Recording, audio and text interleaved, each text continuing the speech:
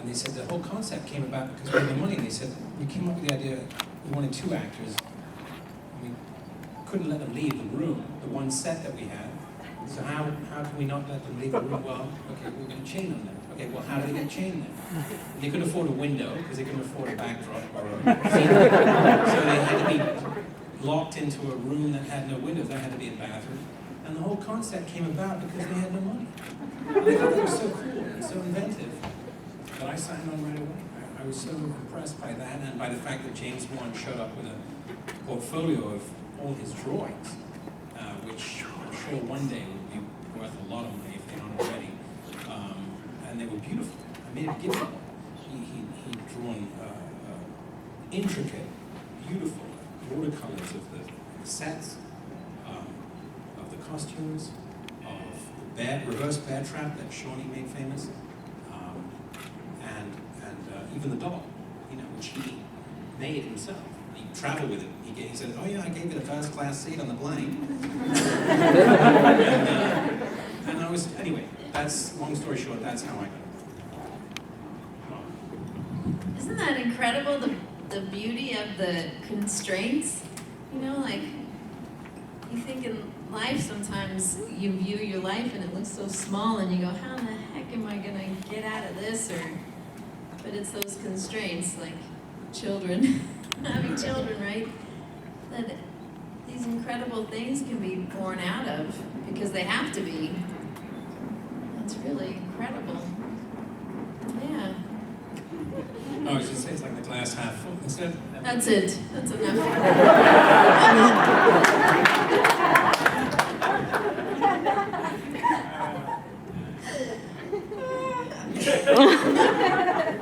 I watched that short film. I was like, I get to be in that and do that and look like that. And they said, yeah. I said, that's cool, man. I'll do it.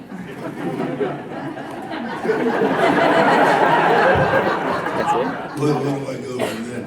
Half glass full, and I haven't got a glass. How about a glass? Everybody else is drinking, why can't we join it?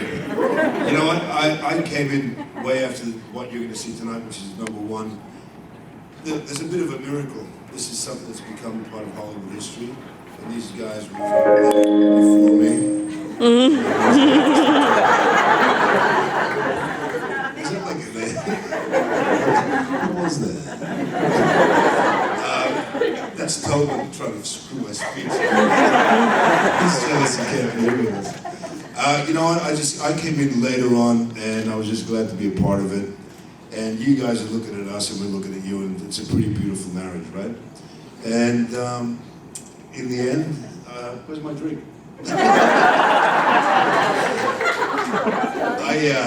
I'm not going to get philosophical, but something magical happened, and everybody's happy. And hopefully you guys, I guess you guys were happy because you made it happen. The guys made it happen on the page, and then you guys showed up, so I guess something good happened. Where's my drink?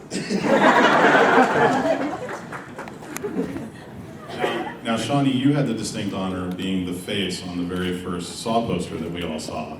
But Costas and Cary, you guys had the honor of being the last 2 people that we see in the final Saw movie.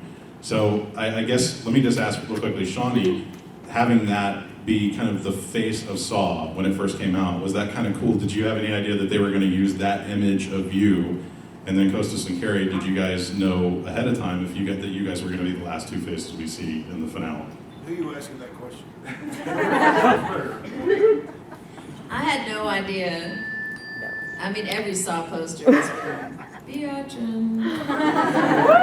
But that poster, I remember my daughter was very young, and we were walking through the movie theater. I was taking her and her friend to see, and I was with the friend's mother. We were walking down the hall, and there was this huge poster. The Saw had just come out, and there's me in the jaw trap, and I'm like, oh, look at this over here, and the this, and their little friends walking. She says, oh, look at that. She goes, oh yeah, that's my mom. It's like, how does she know? But that's just the luck of the draw, and a great art department. Every single department of this franchise.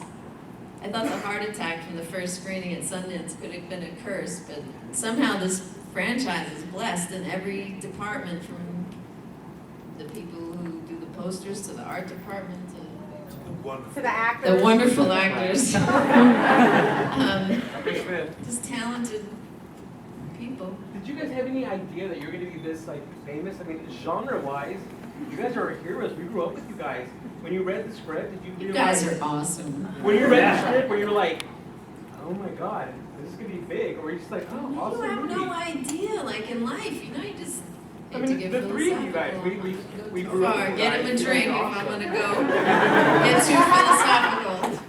You can't know these, you know, how things are gonna turn out. You just, you know, show up and do what you gotta do because you gotta do it, whatever your constraints are at the time, and then, but it is a pretty amazing thing, like the interplay between you guys and you know, people involved in the production of it. It's been this incredible, you know, every time I get together with you guys, my mind starts going on what else can we do together, you know, it's a nice relationship. In answer to your question, I was given the script for Saw 7, I think about a week before we started shooting. And it kept changing.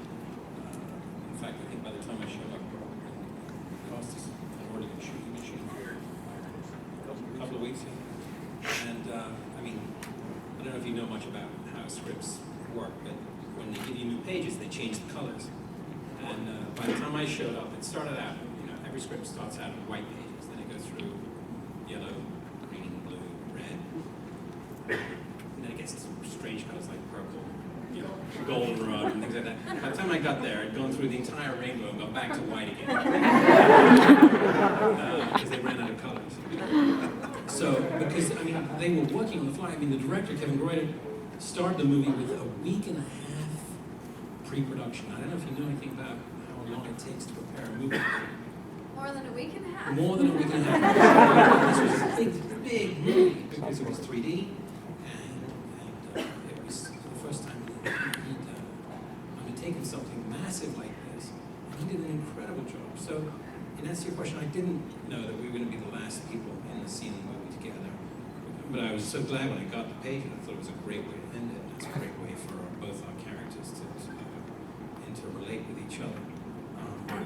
And back in the famous bathroom, which was kind of weird to be back in there. And there he was, changing the corner. It was great. Keeping Costas chained up. So poor Cary, right? He does Saw 1, huge hit. He's in the bathroom with some dude. And then at the last one, which was still a hit, he's in the bathroom with another dude. I mean, I got a feel for him. Poor Cary.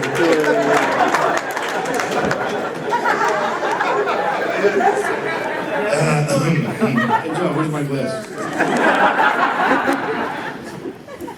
Okay, well listen, just so you know, on Sunday, we're gonna have a proper Q&A where we're gonna take questions from the audience and everything, so I hope you guys are here on Sunday for that, and all three of them are gonna be there for that. But what we're gonna do right now, we're gonna step over here, we're gonna start this movie, and we're gonna have these guys tell you a few little things about the movie while it's going on. So this is gonna be the first ever live audio commentary. Now, I cannot promise, they are all very tired, they're very worn out, they've been here all day signing autographs, talking to press, so they're probably not all gonna make it through the whole thing, but we hope you guys will stick around and we'll at least get it going for you, and you can enjoy seeing Saw back on the big screen again, right here at Texas Frightmare. So let's give it a round. We're gonna step right over here, and we can go ahead and get it started, and let's have the audio down on that a bit, please.